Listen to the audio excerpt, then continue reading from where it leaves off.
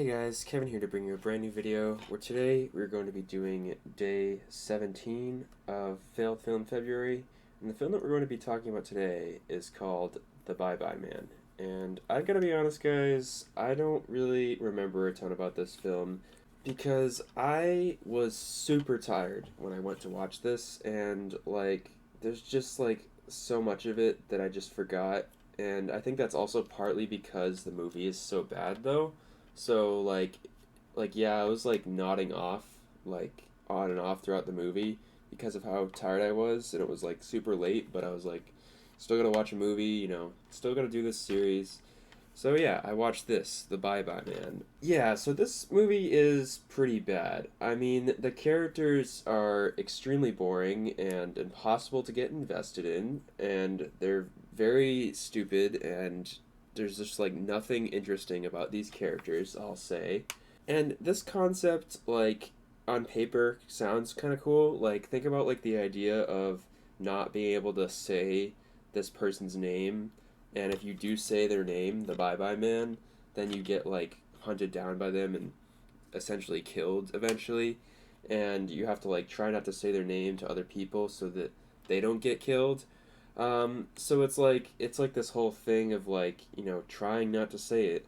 So I mean the concept is like executed like so poorly though, and it ends up coming off like really like cliche often too, where it's just like it is like a different concept of like this whole thing of like not being able to say this guy's name, which I mean is like it's like a Harry Potter knockoff. I mean like come on, it's not that cool. I mean, and it's also called the Bye Bye Man. Like really, dude.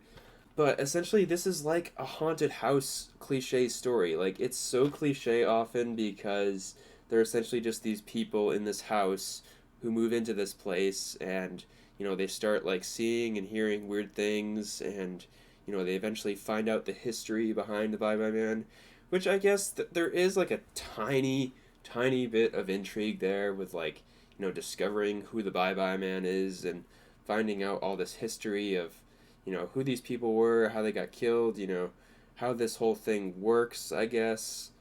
But like the horror in this is like so bad though. Like, cool concept, but like bad, bad, bad horror. Like I was literally like falling asleep at some of these moments that were like trying to like build tension, and it's just horrible at doing it.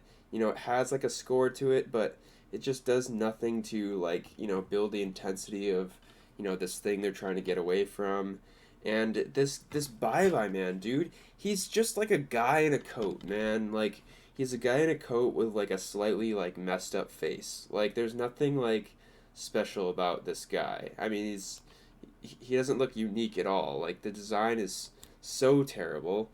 And also, Carrie Ann Moss is in this, dude, and it's like, okay, that's a great actress there, but she deserves better, man, because I guess she's all right with the small amount of screen time she has, but like, like why is she in this movie? She is such a great actress, and like, she should not be in like a garbage movie like this.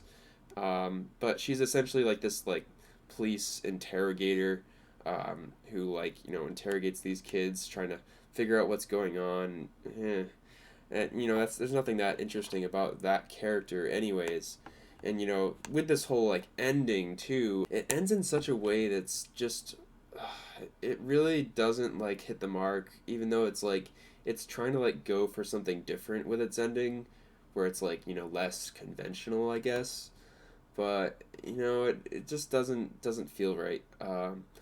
So yeah, I don't really have much to say about this movie. It's just incredibly forgettable, incredibly boring, incredibly dull, incredibly bad characters. Just it's not worth your time.